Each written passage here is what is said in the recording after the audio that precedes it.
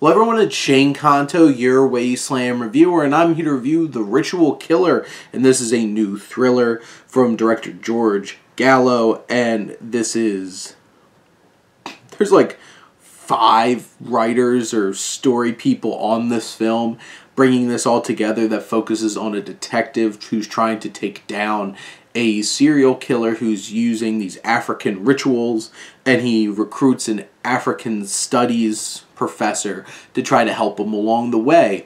And in many ways, this feels like a very by-the-numbers visual and tension-wise thriller that there's not a whole lot in terms of the direction or like the cinematography or anything like that that really elevates this film. Sure, there's some chases that feel very by the numbers. There's some moments that feel like they should be bone-chilling and they're just kind of like, oh, that's weird. So there's those kinds of elements that don't really help elevate the proceedings. And there's also some elements that really detract here. And before I get into some of the main cast, there's just some characters that pop up in minor roles that are horrible.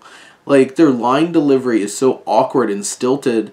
They're lucky that Morgan Freeman's in this movie to make up for those scenes, because there's one scene early on which it's such a cliche, for it felt like the little kid talking to Alan Grant at the beginning of Jurassic Park kind of scene, where it's like somebody's questioning the expert and being an idiot, young person, and then they get owned verbally, and except worse. So much worse, because where that little kid is engaging and interesting, this college student is just so awkward and bland and flat in his affect. And like, Morgan Freeman makes the most of this expositional scene, but Morgan Freeman does do a fine job here, and Cole Hauser, who plays this detective, who, you know, he's just a rough, tough guy.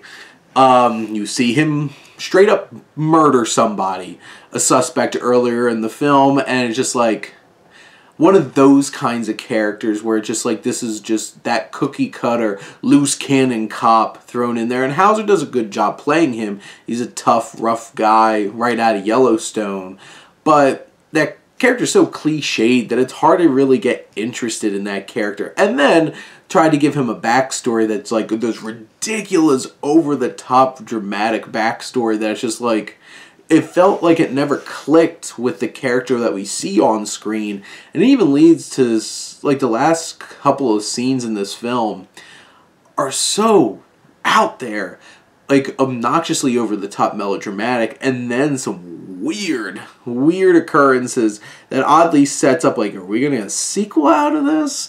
And then you have the serial killer played by Vernon Davis, who's just like, there's not much to him at all. He's just a walking caricature of like, ooh, gonna do some black African magic rituals, killing people, and that's it. This film feels so, like, this doesn't feel like a film that would come out in 2023. It feels like a film that would come out in like the 80s, early 90s, and there'd be a lot more style and camp to it, but here it's played super serious with a lot of shortcomings from a writing perspective, some of the actors not really pulling their weight, and it just kind of feeling a little offensive at times. And throw in like Peter Stormare, who just randomly is in here as the police captain doing a bad American accent, because, you know, he probably shouldn't do too many of them. But in the end, this film just feels like a couple of interesting ideas thrown at a wall, and they just slowly just slide down the wall onto the floor, and you're just like, well, we tried. And then you got a thriller. If you really do like thrillers, this might pique your interest a bit. It does have some creepy and interesting elements and some twists, even though some of them are ungodly obvious. But there's some fun to be had for fans of the genre, but I don't think this is really going to get any converts or non-fans to really feel invested in this one. But those are my thoughts on Ritual Killer. Let me know what you think, and let's talk some movies. But thank you as always for tuning in and supporting your Wasteland reviewer.